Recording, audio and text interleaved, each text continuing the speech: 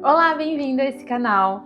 Se você está chegando agora e não sabe quem eu sou, meu nome é Letícia, eu tenho 32 anos, eu sou cristã. E hoje, nesse vídeo aqui, sentada aqui num lugar mais aconchegante, a minha ideia é abrir um pouco a porta do meu lugar secreto com Deus. Como assim?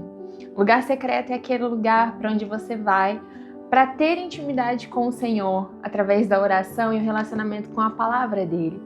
E é nesse lugar onde o Senhor ministra aos nossos corações verdades da sua palavra, verdades personalizadas, aplicáveis àquilo que nós estamos vivendo no dia a dia. E hoje o tema do nosso bate-papo aqui é Aprenda a se mover. A nossa palavra de hoje vai estar em alguns textos de números, e números estão acontecendo alguns censos, algumas instruções. E tem uma passagem aqui que me chamou muito a atenção, que é sobre como funcionava a movimentação no deserto. É muito pontual essa palavra, certo? E a gente sabe que o deserto, quando a gente ouve essa palavra deserto dentro da igreja, em palavras, estudos, a gente associa muito o deserto com fases áridas, fases inférteis das nossas vidas, fases em que nós estamos lutando, estamos sofrendo, fases que nós estamos ali sendo trabalhadas, tratadas, polidas pelo Espírito Santo de Deus. E são fases que não costumam ser produtivas, ou nós não encaramos como fases produtivas nas nossas vidas. E aqui é muito interessante porque o povo só pode se mover debaixo de um andar do Senhor. O próprio Deus vai para o deserto com o povo de Israel e o próprio Deus é quem é o guia desse povo. Então o povo só pode se mover quando Deus se move. E por quê? Pensa aí no seu lugar, num cenário de deserto. O que existe no deserto? Areia. Não sei se você já pisou numa areia muito quente na praia, queima, certo? Então, a areia, ela, debaixo da incidência do sol, ela esquenta absurdamente, ela vai queimar os nossos pés. E existe um outro fator no deserto. De o dia, ele é muito, muito, muito quente e à noite ele é muito, muito, muito gelado. Então, o povo por si só não pode se mover sozinho ali, porque senão eles vão fazer o quê? Eles vão morrer, eles vão perecer de calor, ou de frio, ou de fome, porque nós estamos num lugar inóspito. A verdade é que, dadas essas condições, o povo de fato só poderia se mover quando Deus se movesse. Então, eu quero que você pegue a sua Bíblia e a gente vai ler em Números capítulo 9, versículo 17 e 18. É rapidinho. Eu tô lendo na nova versão transformadora. Cada vez que a nuvem se elevava da tenda, o povo de Israel levantava acampamento e seguia. No lugar onde a nuvem parava, eles acampavam. Assim, viajavam e acampavam por ordem do Senhor para onde ele os conduzia. Então a nuvem estava enquanto a nuvem estava sobre o tabernáculo, eles permaneciam acampados. Então, isso aqui, todo mundo que nasceu na igreja, se você é novo convertido, você já ouviu falar de que o povo só se movia quando a nuvem se levantava e caminhava. Eles faziam isso. Mas não é sobre isso esse texto. Você vai virar a sua página aí, possivelmente, e você vai para Números, capítulo 10, no versículo 28. Diz assim: era nessa sequência que os israelitas marchavam, exército após exército. Isso quer dizer que tem uma sequência, tem uma ordem, certo? Vamos lá. Em Números capítulo 2, a Bíblia está contando que o povo era milhares de milhares de milhares. Eram muitas pessoas, crianças, homens, mulheres, e não existia desorganização. Não poderia existir desorganização. Por quê?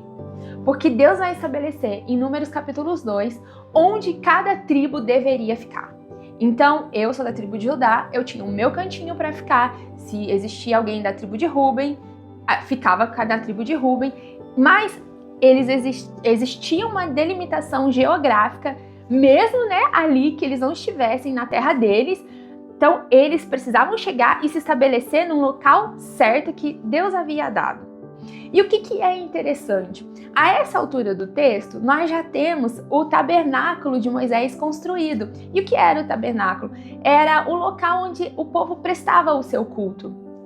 E ali nós temos, né, a Arca da Aliança dentro desse tabernáculo, e nós temos todas as liturgias de sacrifícios e consagrações que eram feitas pelos sacerdotes e sumo sacerdote que eram da tribo de Levi. Então os levitas, né, as pessoas pertencentes à tribo de Levi, eles eram responsáveis pela organização do culto. Quando o tabernáculo, quando a presença do Senhor se levantava daquele tabernáculo, a nuvem parava por cima daquela tenda, e então quando o povo ficava de olho naquela nuvem, e quando ela se levantava, o que eu tinha que fazer? Vamos desmontar acampamento que a gente vai andar. A nuvem levantou, a gente anda. Era a vontade de Deus ou não era que o povo se levantasse? Era a vontade de Deus. Existe um indício de que Deus vai se mover. Mas não era de qualquer forma. Se eu não permanecia no acampamento de qualquer forma, muito menos eu caminhava por esse deserto de qualquer forma. Quando a nuvem se levantava, os sacerdotes iam, desmontavam todo aquele templo e ia um exército principal primeiro na frente, no fronte. Vinham os 2 clãs da tribo de Levi carregando a estrutura do tabernáculo, as hastes, as cortinas, tudo bonitinho. Outro exército agora fazendo a retaguarda desses utensílios e fazendo fronte, porque agora eu tinha a Arca da Aliança e todos os utensílios que eram usados nos rituais dos sacrifícios, sendo carregada por esse clã, o clã coatita. Então não era qualquer pessoa que carregava a Arca da Aliança, não era qualquer pessoa que carregava a estrutura do templo, existiam pessoas em funções específicas, carregando coisas específicas. E o que acontecia? Depois que essa presença de Deus, a Arca da Aliança, estava sendo transportada pelos coatitas, que são levitas, eu tinha um outro exército, o resto do povo. Presta atenção. Quando essas pessoas, estão se deslocando, quem chega primeiro é a estrutura da tenda. Essas pessoas, os levitas, montavam aquela estrutura e então chegavam o segundo exército com a presença de Deus, porque a Arca da Aliança era isso que ela representava, a própria presença de Deus. Você entendeu onde eu quero chegar? O que acontecia ali e o que acontece hoje? Eu sabia que Deus estava se movendo, mas eu não sabia para onde Deus estava se movendo, porque quem dava o direcionamento ali no deserto era o Senhor. O povo não sabia para onde ia, quem sabia para onde ia era o guia, o próprio Senhor. Mas o que acontecia era o seguinte: quando o povo chegava, a tenda já estava pronta e a presença de Deus já estava naquele lugar esperando por ele. Então, a arca ela não podia ficar descoberta no relento. Então, eu mando a tenda na frente, essa tenda vai ser montada. Quando a presença chega, já tem um lugar de habitação para aquela arca. Mas quando o povo chega, tudo sobre a presença de Deus já está organizado naquele lugar. Até aqui eu tô te dando dados bíblicos e você deve estar pensando aí na sua casa.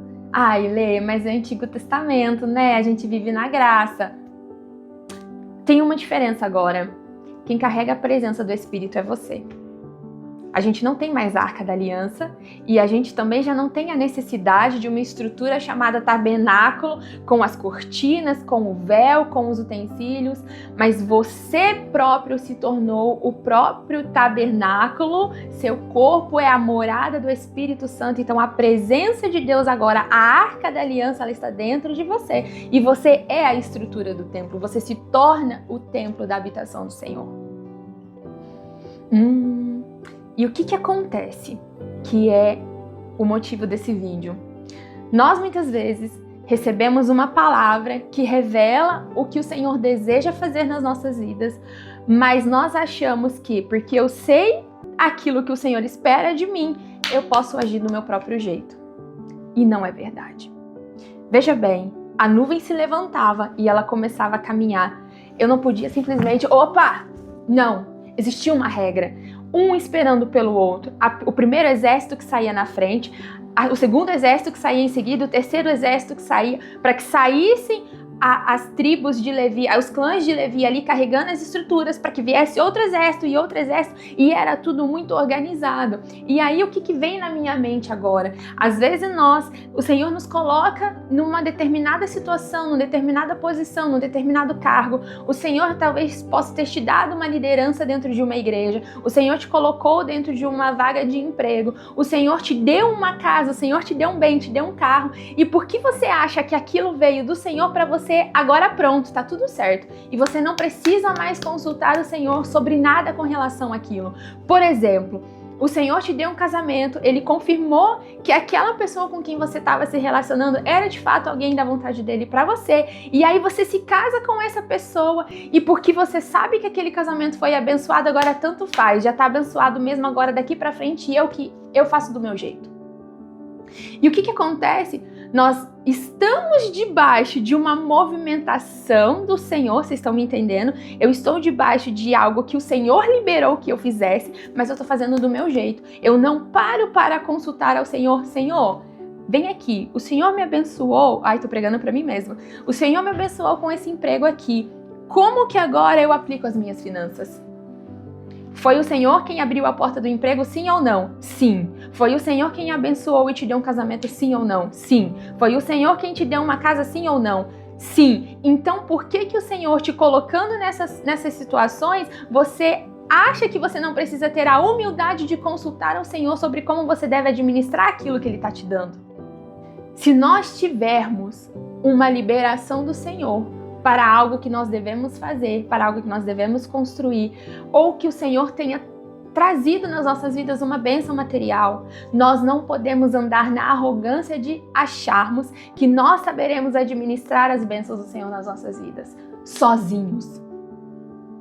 É necessário que, sabendo aquilo que o Senhor espera de mim, sabendo que o Senhor me colocou nesse lugar de liderança, o Senhor me colocou no lugar de administração dessa casa, eu estou sendo um mordomo daquilo que o Senhor deseja fazer. Então eu preciso ter uma postura de humildade e compreender, Senhor, como o Senhor deseja que eu me movimente. E por que eu estou te falando isso? Porque não basta só você saber o destino final. Lá na frente é o destino final, mas o trajeto nós continuamos dependentes do Senhor em todo o processo. Eu gosto de um versículo da Bíblia que diz que meu é o querer e meu é o efetuar. E o que isso tem a ver com isso? Ainda que o Senhor falou assim, te coloquei nessa liderança aqui, te quero aqui, você efetua da forma como eu quero e não da forma como você acha que você tem que fazer. E por que isso é muito importante? O que foi que me fez gravar esse vídeo para você? Que foi o que o Senhor ministrou no meu coração?